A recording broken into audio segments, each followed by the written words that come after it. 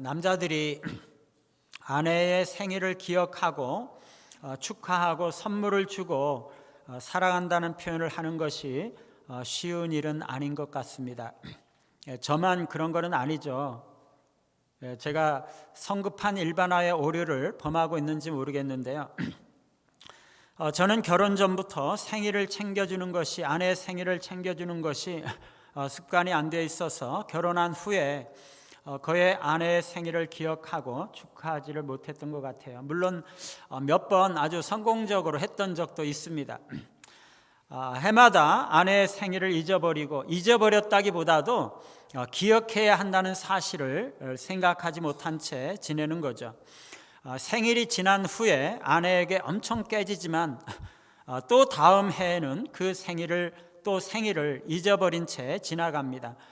그러면 또 깨지고 또 다음 해에는 또 잊어버리고 지나갑니다. 나는 근본적으로 생일을 기억해야 한다거나 생일을 축하해야 한다는 사실이 우리가 어렸을 때 그런 일들을 많이 겪지 않았기 때문에 중요하게 닿지도 않았고 꼭 그렇게 해야만 한다는 생각이 없었습니다. 그런데 아내는 그거를 아주 중요하게 생각했기 때문에 생일을 챙겨주지 않는 남편에게 당신 과연 아내를 사랑하는 게 맞느냐 이렇게 아주 따지곤 했죠. 그러면 저는 무슨 말이냐, 같이 살아주는 것만 해도 사랑하는 건데 왜 그런 소리를 하느냐 그렇게 대답을 합니다. 지금도 저는 생일을 잘 기억하지 못하는데 이제는 아내가 아예 내일이 내 생일이야, 오늘이 내 생일이야 그렇게 이야기를 합니다. 그러면 저는 그때 비로소 이제 애써서 수습을 하려고 하죠. 우리가 아내나 남편에게 혹은 자녀들에게 혹은 다른 사람들에게 사랑을 표현하는 방식이 여러 가지가 있을 수가 있습니다. 생일날 선물을 사주는 것이 사랑의 표현일 수도 있고요. 설거지나 청소를 해주는 것이 또 사랑의 표현일 수 있죠. 따뜻하게 사랑해 이렇게 한마디 말을 해주는 것도 사랑의 표현입니다. 힘들어하는 아내나 남편을 위해서 이해하고 공감해주고 위로의 말을 해주는 것도 사랑의 표현이죠.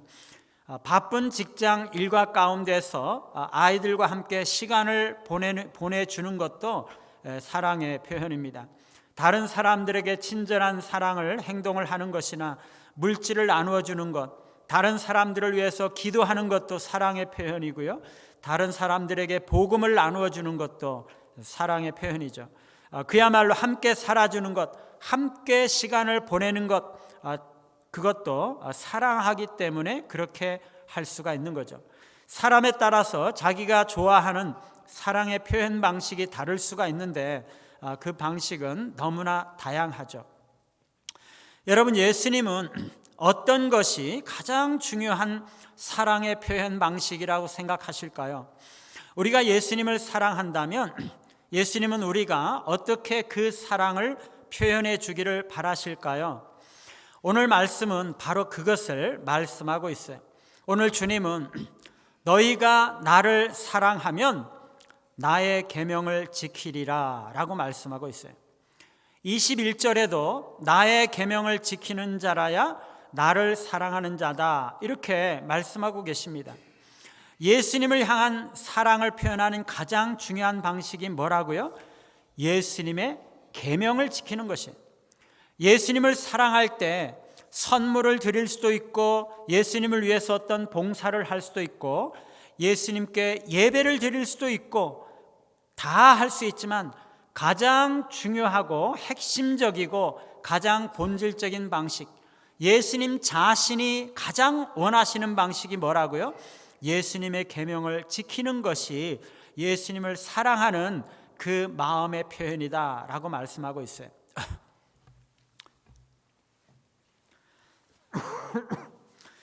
오늘 우리는 이 두 절 말씀을 통해서 세 가지로 살펴보겠는데요.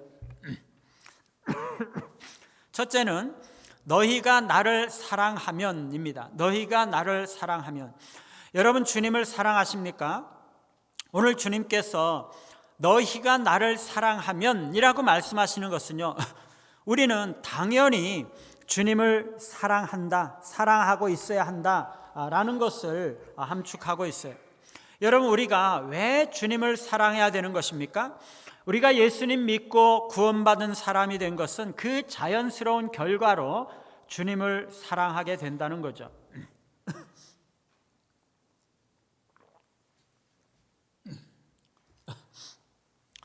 주님께서 우리를 사랑하셔서 우리를 구원해 주셨기 때문에 우리가 주님을 사랑하는 거죠. 십자가에 드러난 그 예수님의 희생적인 사랑, 우리 신자들이 그것을 보고 깨달을 때 그 십자가의 사랑은 우리로 하여금 주님을 사랑하도록 강요하는 거죠. 아무런 가치가 없는 나와 같은 사람을 사랑해 주시고 피 흘려 주시고 구원해 주시고 하나님의 자녀 삼아 주셨다는 것을 생각하면 우리가 주님을 사랑하지 않을 수가 없는 거죠. 우리가 먼저 사랑한 것이 아니라 하나님께서 먼저 우리를 사랑하신 거죠. 우리를 향한 주님의 사랑을 우리가 깨달을 때 우리는 주님을 사랑하는 것입니다. 우리가 구원받은 것이 당연한 것이 아니었다는 것, 내가 은혜 받은 것이 작은 것이 아니었다는 것, 내가 하나님께 받은 사랑이 얼마나 놀라운 사랑인지, 이런 것들을 깨닫는 사람은 자연스럽게 하나님께 감사하고 감격하면서 하나님을 사랑하게 되는 거죠. 여러분, 이 사랑이 우리의 근본이 되어야 되는 것이에요. 우리의 영혼과 삶의 근본이 되어야 되는 것이에요. 오늘 주님은요, 너희가 나를 사랑하면 나의 계명을 지키리라 말씀하세요. 여러분, 순종보다 사랑이 앞서야 된다는 것이에요. 복종이나 행동이 사랑보다 앞서면 안 되는 것이죠. 주님은요, 내 계명을 지키라, 그리하면 나를 사랑하리라, 이렇게 말씀하신 것이 아니에요. 순종의 행위가 앞서는 것이 아니고 사랑이 앞서야 된다는 것이에요. 너희가 나를 사랑하면 내 계명을 지키게 될 것이다, 그런 말이죠. 여러분, 사랑은요, 우리 마음에서 나오는 거죠. 시내의 근원이 깨끗하지 않으면 시냇물이 깨끗하지 못합니다. 에덴 동산에서 시내가 흘러나와서 온 땅을 적시고 온 세상에 그 물을 공급했던 것처럼 우리 마음에서 사랑이 흘러나와서 우리의 삶의 모든 부분에 적셔야 되는 것이에요.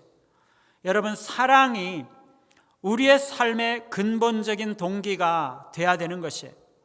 우리의 모든 행동과 삶은 그리스도를 향한 사랑으로 적셔지고 그 사랑이 스며들어야 한다는 것입니다.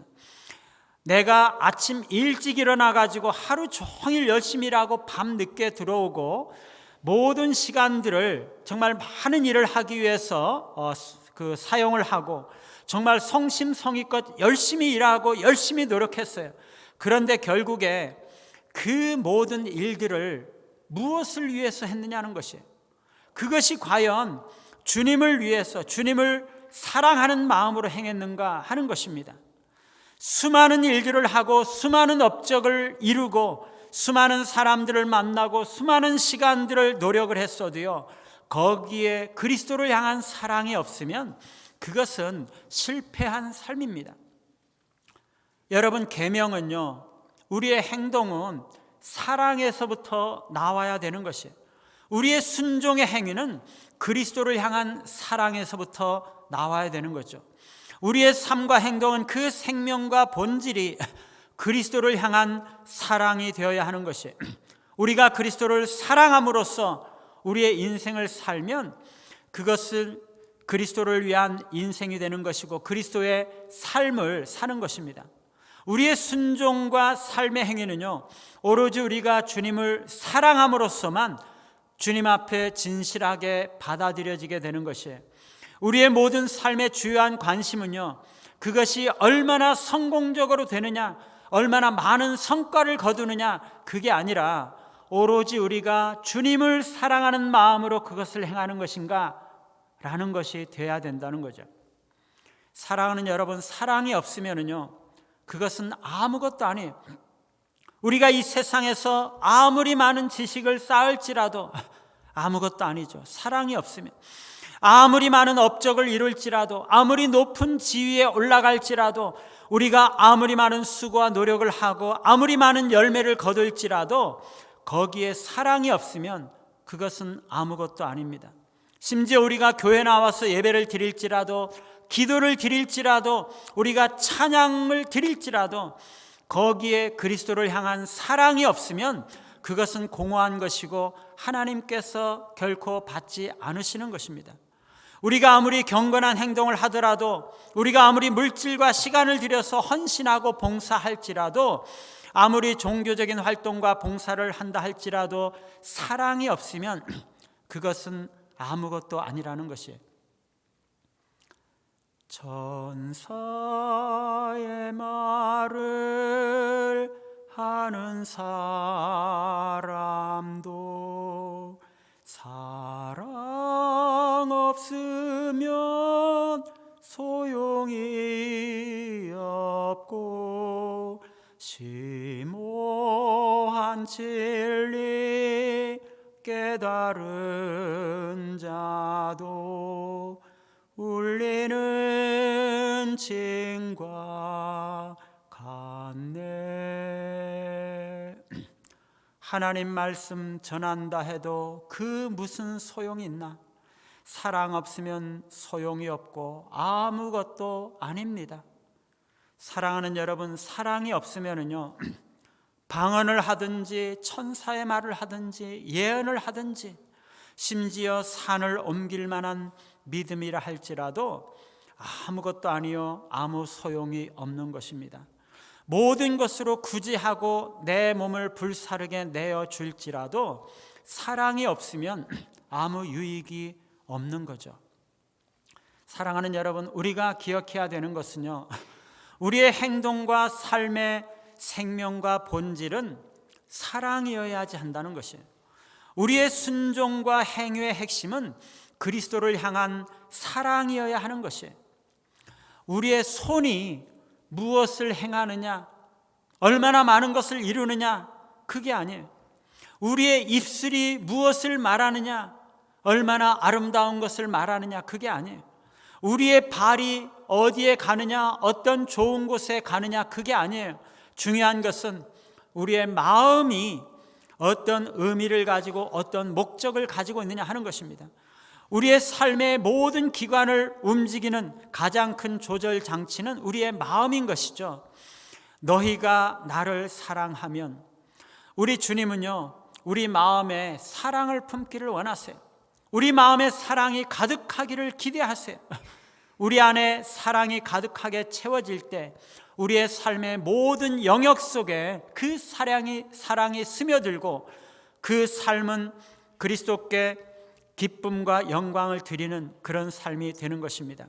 그러나 사랑이 없다면 우리가 아무리 뼈 빠지게 일하고 소리 높여 기도하고 울면서 부르짖고 무릎 꿇고 빌어도, 아무리 많은 사람들을 데려오고 어떤 열매를 맺을지라도 그것이 주님을 기쁘시게 하는 것이 되지 못한다는 것이에요. 사랑이 먼저예요. 예수님은요, 마태복음 7장에서 주의 이름으로 선지자 노릇하고 주의 이름으로 귀신을 쫓아내고 주의 이름으로 권능을 행했을지라도 그리스도와의 진정한 관계가 부족하고 그리스도를 향한 진정한 사랑으로 그것들을 행하지 않는 사람들은 다 버림을 받을 것이라고 말씀하고 계세요. 사랑하는 여러분, 여러분은 마음속에 주님을 향한 사랑이 있습니까? 여러분의 삶의 모든 삶을 그리스도를 향한 사랑이 근본적인 동기가 되어서 살아가고 계신가요? 설교할 때 이런 질문을 하면은요, 설교하는 목사는 잘하는데 이 설교를 듣는 성도들만 잘못하는 것이라고 야단을 친다고 그렇게 생각하는 사람이 있는 것 같아요. 아니죠. 설교의 특성상 그런 형식을 사용하는 거지 이게 목사가 잘하고 있다는 뜻이 아닙니다. 저와 여러분 모두를 위해서 향해서 하는 말인 거죠. 어제도요, 제가 이 요한복음 말씀을 묵상하면서 과연 내가 하나님을 사랑하는 마음이 얼마나 있나 생각을 하니까 정말 눈물이 나려고 하더라고요. 하나님을 사랑하는 것과 사람을 사랑하는 것은 같이 나타난다고 예수님께서 말씀하셨잖아요. 목사로서 정말 하나님과 사람들을 사랑하는 마음이 부족하구나, 정말 부족한 사람이구나 라는 것들을 생각을 하면서 정말 절감을 했습니다. 어저께 특별히 사모 친구인 한 집사님이 가끔 빵이나 이렇게 맛있는 거를 사다가 꼭 목사님 드시라고 이렇게 갖다 주곤 하거든요. 어저께도 교회에 왔더라고요. 그래서 잠깐 봤는데 또 빵을 사가지고 왔더라고요. 그러면서 주는 거죠. 목사에게 이렇게 관심과 사랑을 가지고 목사를 섬기는데 나는 그 집사님과 그 가족들에게 너무 무심했구나라는 것을 발견하면서 또 괜히 너무 굉장히 또 미안해지더라고요. 사랑하는 여러분, 우리가 기억해야 되는 것은요, 하나님을 향한 사랑과 하나님을 향한 사랑은 이웃을 향한 사랑으로 나타난다는 것이에요. 하나님 사랑, 이웃 사랑은 같은 것이에요. 그 두 가지는 같이 가는 거죠. 우리가 하나님 사랑하는 것은 이웃을 사랑하는 것을 말해주고, 이웃을 사랑하는 것은 하나님을 사랑하는 것을 말해주는 거죠. 그런데 이 둘은 같이 가는 거지만은요, 하나님 사랑이 먼저예요. 우리는요, 내 힘으로는 이웃을 사랑할 수가 없어요. 우리가 하나님께 받아야지 이웃에게 나누어 줄 수가 있어요. 여러분, 저수지에 가뭄이 들어가지고 물이 마르고 바닥이 드러나면은요, 주변에 있는 논에 물을 댈 수가 없죠. 비가 오고 거기에 물이 고이고 점점 차올라서 일정한 그 댐의 수위를 넘어서야지 그때부터 물을 방류를 하고, 그래서야 그 주변에 있는 논에 물을 댈 수가 있는 것입니다. 우리가 하나님의 은혜를 받은 게 있어야지 나눠줄 수가 있는 거죠. 우리에게는요, 순수한 사랑이 없어요. 원래 우리가 가지고 있는 것들로는 다른 사람들을 순수하게 사랑할 수가 없어요. 하나님의 사랑이 우리에게 채워져야지 다른 사람들에게 그 사랑이 흘러나가는 것입니다. 여러분, 언제 우리 안에 하나님의 사랑이 채워지고 하나님의 사랑이 임합니까? 하나님은요, 우리에게 이미 놀라운 사랑으로 사랑하셨고 채워주셨어요. 이미 하나님은 우리에게 십자가의 은혜를 주시고 우리를 구원하시고 우리를 하나님의 자녀 삼으시고 이미 하늘에 속한 모든 신령한 복으로 우리에게 복 주셨어요. 하나님께서 우리에게 주실 수 있는 것은요, 이미 다 주셨어요. 우리에게 필요한 모든 은혜와 복을 다 주셨다는 것이에요. 하나님은요, 심지어 하나님의 독생자 예수 그리스도 메시아 하나님의 아들까지도 우리에게 아낌없이 주셨습니다. 하나님의 사랑과 은혜를 우리는 이미 너무나 충만하게 무한하게 받았다는 것이에요. 그런데 우리는요, 마음이 어두워서 그것을 보지 못하는 거죠. 우리 마음에 있는 죄 때문에 그것을 깨닫지 못하는 거예요. 하나님은 이미 우리 안에 성령까지도 주셨는데 우리는 세상을 사랑하는 마음 때문에 마치 유대인이 하나님의 아들 메시아 예수 그리스도를 배척했던 것처럼 우리 안에 있는 성령을 배척하고 성령께서 주시는 은혜를 거부하고 성령의 음성을 거절하고 하나님의 사랑을 내던져 버리는 거죠. 이미 모든 은혜와 사랑을 주셨는데 우리의 마음이 교만해서 그것을 멸시하고 있는 것입니다. 하나님 사랑을 주세요. 더 주세요. 더 줄 게 없어요. 이미 다 주셨어요. 우리의 눈이 어두워서 그것을 보지 못하고 있는 거죠. 사랑하는 여러분, 우리가 그것을 보아야 돼요. 그것을 알아야 됩니다. 이미 우리 마음 안에 부음받은 하나님의 사랑을 깨달아야 하는 것이죠. 어떻게 하면 그것을 깨달을 수 있습니까? 우리의 어두운 눈이 열려야 되는 것이에요. 우리의 닫힌 마음이 열려야 되는 것이에요. 우리가 우리의 죄를 깨닫고 하나님 앞에 나아갈 때 우리가 얼마나 무가치한 자인지, 얼마나 더러운 자인지, 얼마나 부패한 자인지를 깨닫고 십자가 앞에 나아가서 하나님 앞에 회개할 때 우리의 눈이 열리고 우리 안에 있는 하나님의 사랑이 보이고 깨달아지기 시작하는 것입니다. 우리가 얼마나 연약한 자인지를 고백하면서 그리스도의 십자가를 바라볼 때 우리의 눈이 열리기 시작하는 거죠. 그래서 우리의 눈이 열리고 우리 안에 있는 그리스도의 사랑을 깨닫고 그것을 붙잡을 때 우리의 영혼과 삶이 그리스도를 기쁘게 하는 것으로 변화가 되는 것입니다. 두 번째, 나의 계명을 지키라입니다. 우리 주님은요, 너희가 나를 사랑하면 나의 계명을 지키리라 말씀하셨어요. 계명을 지키는 것은요, 주님 사랑을 표현하는 것이라는 거죠. 우리 안에 그리스도를 향한 사랑이 있으면 그것은 주님 계명에 대한 순종으로 나타난다는 것입니다. 주님의 계명을 지키는 것은요, 주님 사랑의 가장 훌륭한 증거라는 것입니다. 여러분, 사랑은요, 마음대로 해도 되는 자유가 아니에요. 계명을 지켜야 되는 것이에요. 제가 영국에 유학할 때 제가 살던 브리스톨 도심에 바로 연결되는 곳에 이 언덕이 하나 있었습니다. 거기가 이제 블랙보이 힐 흑인 소년 언덕이라고 하고요. 거기서부터 센터까지 연결되는 아주 넓은 길을 화이트 레이디스 로드, 백인 부인 도로라고 불렀어요. 이게 역사적인 이유가 있습니다. 이 브리스톨이 과거에 노예 무역을 하던 이 항구 도시였거든요.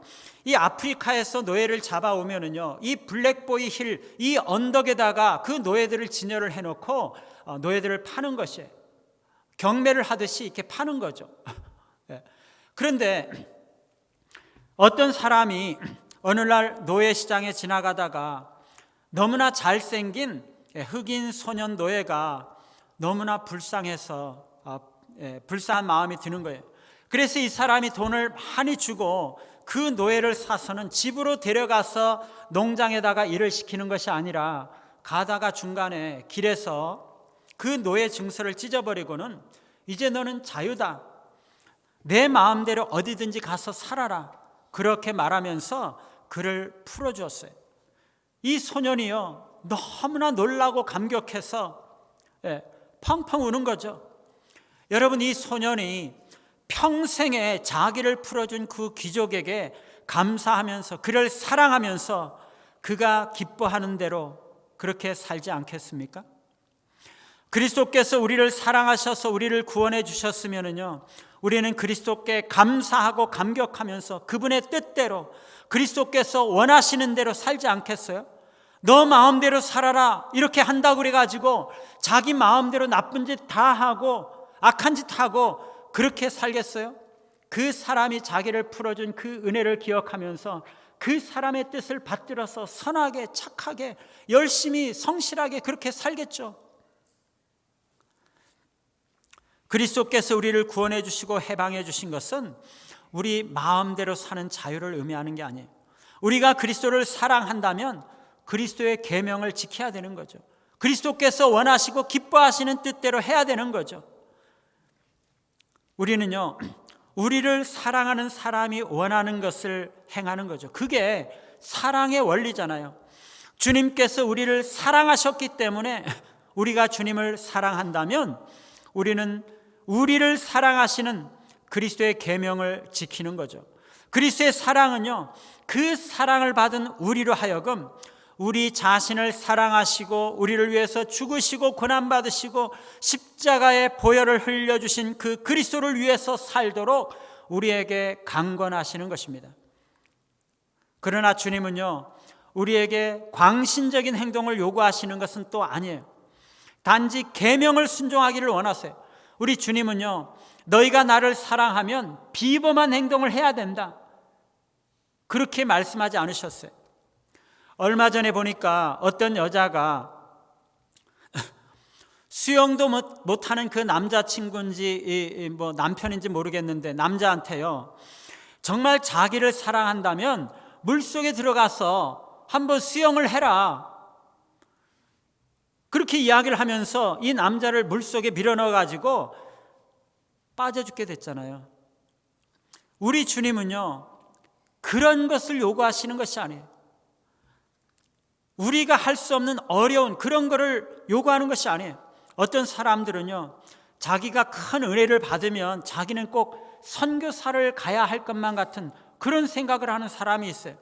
지나친 헌신을 하려고 하는 거죠. 어떤 사람은 꼭 자신의 전 재산을 바쳐야 한다든가, 자신의 직업을 포기하고 신학을 꼭 해야 한다든가, 이렇게 생각하는 사람이 있어요. 물론 우리 주님은요, 그리스도를 따르는 자들 가운데 특별히 선교사나 목사가 되기 위해서, 하나님의 특별한 말씀 사역자가 되기 위해서 직업도 포기하고 사역자의 길로 부르시는 그런 사람들이 있어요. 그런데 주님께서 부르시는 것이 아닌데도 너무나 어리석게도 자기 생각으로 지나친 헌신을 하려고 하는 거죠. 어떤 여자는요, 결혼하고 나서 교회 자매인데 남편을 희생적으로 섬겼어요. 밥하고 빨래하고 청소하는 것은 기본이고요, 남편이 원하면 물도 갖다 주고 옷도 챙겨주고 와이셔츠, 양말 그냥 다 챙겨주고 온갖 심부름 다 하는 것이, 정말 모든 면에서 희생적으로 섬겼어요. 그런데 교회 목사님이 그거를 알고 그 자매에게 물어봤어요. 자매님이 그렇게 남편을 헌신적으로 섬기는데 그렇게 해서 자매님은 그게 행복하세요? 그랬더니요, 행복하지가 않다는 것이에요. 아니, 그러면 왜 행복하지도 않은데 그렇게까지 희생적으로 남편을 섬깁니까? 그랬더니요, 내가 그렇게 하지 않으면 남편이 나를 버릴 것 같아서, 나를 거절할 것 같아서 그렇게 한다는 것이에요. 이 자매는요, 남편을 향한 진실한 사랑을 가지고 남편을 섬기고 있는 것이 아니죠. 어렸을 때 상처가 있어서, 거절당한 상처가 있어서 다른 사람을 그렇게 희생적으로 섬기지 않으면 자기가 거절당하고 버림받을까 봐, 사랑을 못 받을까 봐, 그 두려움 때문에 희생적으로 섬기는 것이에요. 여러분, 우리 주님은요, 그런 걸 원하지 않으세요. 우리가 주님을 사랑하는 것을 증명하기 위해서 우리 생각대로 지나친 열심을 낼 필요가 없어요. 광신적인 행위로 우리의 사랑을 증명할 필요가 없다는 것이에요. 어떻게 우리의 사랑을 증명합니까? 주님의 계명을 지키는 것이에요. 사랑받지 못할지 모른다는 그 두려움 때문에, 혹은 사랑과 인정을 얻어내려고 우리의 생각대로 불필요한 어리석은 행동을 할 필요가 없다는 것이에요. 우리는 단지 주님의 계명을 지키기만 하면 되는 것이에요. 계명을 지키는 것은요, 사랑의 표시입니다. 주님을 사랑하면 주님의 계명을 지키는 것이에요. 우리가 주님을 사랑한다면 주님의 뜻대로 그 계명을 지켜야 되는 거죠. 주님을 기쁘시게 하기 위한 삶을 살아야 되는 거죠. 내 마음대로, 내 생각대로 하면서 나는 주님을 잘 섬기고 있다 생각을 한다면 그건 착각이죠. 주님은요, 너희가 나를 사랑하면 나의 계명을 지키라 말씀하셨어요. 내 마음대로, 우리 생각대로 하는 것이 아니라 나의 계명, 주님의 계명, 주님께서 원하시는, 주님께서 말씀하시는 그 계명을 지키라고 말씀하시는 것이에요. 우리가 그리스도를 사랑할 때 우리가 지켜야 되는 그리스도의 계명, 그게 무엇입니까? 우리가 가지고 있는 이 성경이 하나님의 말씀이죠. 여기에 담겨져 있는 모든 계명들이 주님의 계명이에요. 우리가 그리스도의 계명을 발견하려면 부지런히 성경을 읽고 묵상하고 연구하고 그래야 됩니다. 우리는요, 성경에 나타난 모든 계명을 다 지킬 필요가 있어요. 내 마음대로, 나는 여기까지만이야, 나는 여기까지만 내가 지킬 거야, 내 마음대로 내가 지켜야 되는 계명을 한계 제한을 할 수가 없어요. 우리는 주님의 모든 계명을 지킬 필요가 있는 거죠. 우리는 주님의 계명을 지키지도 않으면서도 주님을 사랑하고 있다고 착각하면 안 되는 것이에요. 우리는요, 온 천하에 다니며 만민에게 복음을 전파하라, 서로 사랑하라. 내가 너희를 사랑한 것 같이 너희가 서로 사랑하라. 성령이 하나 되게 하신 것을 힘써 지키라. 서로 용서하라. 서로 용납하라. 주님께서 말씀하신 그 모든 계명을 우리가 지켜야 되는 거죠. 우리 안에 하나님의 사랑이 흘러넘쳐서 우리가 아름다운 그리스도의 공동체가 되고 세상 사람들이 우리를 보고 그리스도의 제자라는 것을 보고 깨달을 수 있도록 우리가 서로 사랑해야 한다는 그 주님의 계명을 우리가 지켜야 되는 거죠. 예물을 제단에 드리려다가 내 형제에게 원망 드릴 만한 일이 생각이 나면 그 제물을 제단에 내려두고 가서 형제와 화목하고 와서 제물을 드리라는 그 계명을 우리가 지켜야 되는 거죠. 우리는 주님의 모든 계명을 지켜야 되는 것입니다. 그게 주님을 사랑하는 표현인 거죠. 세 번째는요, 그에게 나를 나타내리라입니다. 이것은 사랑에 대한 보답이죠. 예수님께서 우리가 주님을 사랑하고 계명을 지키면 그것에 대해서 보답하시겠다고 말씀하세요. 21절 말씀에 보면 나의 계명을 지키는 자라야 나를 사랑하는 자니 나를 사랑하는 자는 내 아버지께 사랑을 받을 것이요 나도 그를 사랑하여 그에게 나를 나타내리라 라고 말씀하고 계세요. 그리스도의 계명을 지키는 자라야지 그리스도를 사랑하는 자다. 그리스도의 계명을 지키지 않는 자는 사랑하지 않는 자다라는 말이죠. 그리스도를 사랑하고 그리스도의 계명을 지키면 하나님 아버지도 그를 사랑하게 될 것이고 그리스도 자신도 그를 사랑하게 될 것이고 그에게 나를 나타내리라 라고 말씀하고 있어요. 여러분, 여기서 그에게 나를 나타내리라, 그리스도 자신을 나타내신다는 것이 무슨 뜻일까요? 세 가지로 요약을 하면요, 첫째는 그리스도의 영적인 임재와 친밀감이에요. 우리가 그리스도를 사랑하고 계명을 지키면요, 주님은 자신을 우리에게 나타내심으로써 더 깊은 영적인 임재와 친밀함을 느끼게 하신다는 것이에요. 우리가 그리스도를 사랑하고 그 그리스도를 사랑하는 마음이 우리의 삶 속에 스며들어 가지고 다 나타나고 우리의 삶 속에서 주님의 모든 계명을 지키게 된다면 어떻게 되는 것이에요? 주님께서 우리에게 주님을 나타내신다는 것이에요. 예.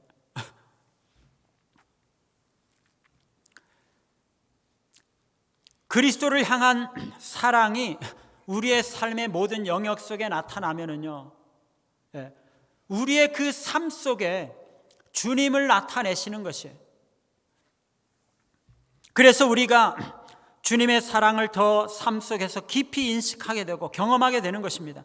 풍성하게 그리스도의 사랑을 느끼게 되는 것이 23절에 보니까요, 우리가 그리스도를 사랑하면 그리스도와 하나님 아버지는 함께 우리와 거처를 함께 하시겠다라고 말씀을 하고 있어요. 그리스도의 나타나심은요, 아버지와 아들 모두가 신자들과 함께 거하는 것, 즉 영적인 임재로 나타나고 더 가깝고 친밀한 관계와 교제로 나타나게 된다는 것이. 두 번째는요, 그리스도를 닮아감입니다. 그리스도께서 우리에게 자신을 나타내시는 것은요, 우리 안에 그리스도의 형상이 이루어지고 우리가 그리스도를 닮아간다는 것을 말해요. 그리스도의 나타나심은요, 그리스도를 더 깊이 알게 하심으로써 신자들의 지속적인 변화와 성화를 가져옵니다. 그리스도의 나타나심으로 인해서 우리가 그리스도의 임재를 경험하게 되면 우리는 점차적으로 그리스도의 형상을 닮아가고 삶 속에 그리스도의 성품을 드러내게 되는 것이죠. 고린도후서 3장 18절에 보면은요, 우리가 다 수건을 벗은 얼굴로 주의 영광을 보매 저와 같은 형상으로 변화한다라고 말씀하세요. 이러한 변화는요, 예수의 나타나신 임재를 경험하는 핵심적인 측면이 되는 것입니다. 세 번째는요, 그리스도를 증거하며 그리스도께서 우리 안에서 자신을 나타내시면 우리 자신이 변화될 뿐만 아니라 우리 안에 나타난 그리스도의 형상으로 인해서 우리가 그리스도를 증거하게 되는 거죠. 우리가 그리스도와 같이 변화되면 사람들이 우리를 보고 그리스도의 형상을 발견하게 되는 거죠. 뿐만 아니라 우리에게 그리스도께서 나타나실 때 우리를 통해서 그리스도가 증거되게 되는 것입니다. 그리스도의 나타나심은 신자들에게 그리스도의 사명과 봉사를 위한 힘을 주게 되는 것이에요. 우리는 그리스도의 임재를 경험함으로써 이 세상에서 그리스도의 사업을 수행할 동기와 능력을 얻게 되는 것이죠. 사랑하는 여러분, 우리가 그리스도를 사랑하고 계명을 지키면 더 깊은 영적인 임재와 친밀감이 나타나고 더 많이 그리스도를 닮아가고 더 풍성히 그리스도를 증거하게 된다는 것입니다. 오늘 주님은 너희가 나를 사랑하면 나의 계명을 지키리라 말씀하세요. 주님을 향한 진실한 사랑을 실천하며 불태우시면서 그리스도의 계명을 순종하며 사시는 우리 모두가 되시기를 간절히 바랍니다.